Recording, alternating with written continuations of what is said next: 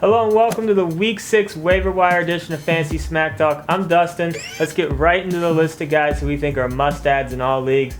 First, we got two running backs that were drafted in all leagues but have since been dropped. We got Jamal Lewis, who's only owned in about 60% of leagues. He proved on Sunday why he should be owned in all leagues. You need to pick him back up if he's available.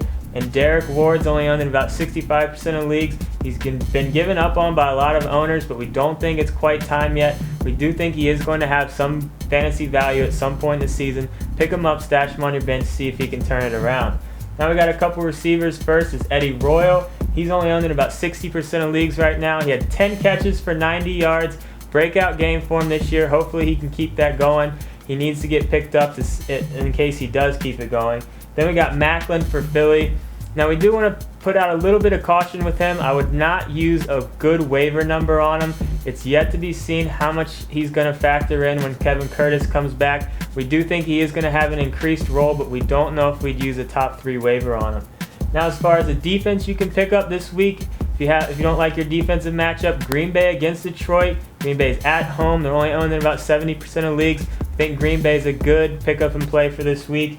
And we had a request in our forums to start including individual defensive players on the waiver wire. So here's one for you, Jared Mayo. He had over 100 tackles last year as a rookie. He was dropped in a lot of leagues after he got injured. He came back on Sunday. He had a decent game. We expect him to pick up where he left off last year.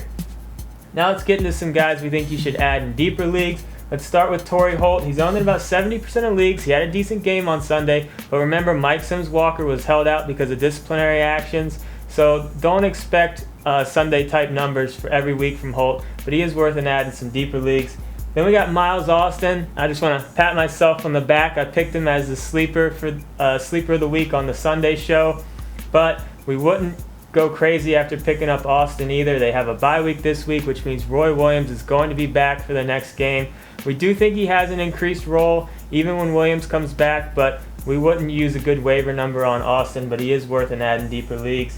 Now let's talk about two Rams players that we think have a good chance of putting up some numbers this week. We got Donnie Avery and Bolger. Avery had a decent game on Sunday, but a lot of it was just junk yards at the end of the game. But St. Louis is playing Jacksonville's weak defense this week. If you have bye week problems with your quarterback or receiver, we think Bolger and Avery could be a decent play. And the last guy I want to talk about is Jermichael Finley. We got Dallas Clark and Witten on a bye this week, so if you're looking for a tight end, look for Finley. He's only owned in about 22% of leagues. In Green Bay, like we said earlier, is playing Detroit this week. He has a decent chance of putting up some numbers. This is just a portion of the Week 6 waiver wire. To see the full list, go on to FantasySmackTalk.com and click on Week 6 waiver wire on the homepage. Brent and I will be back for the regular Thursday night show. Until then, I'm Dustin. We'll see you on Thursday.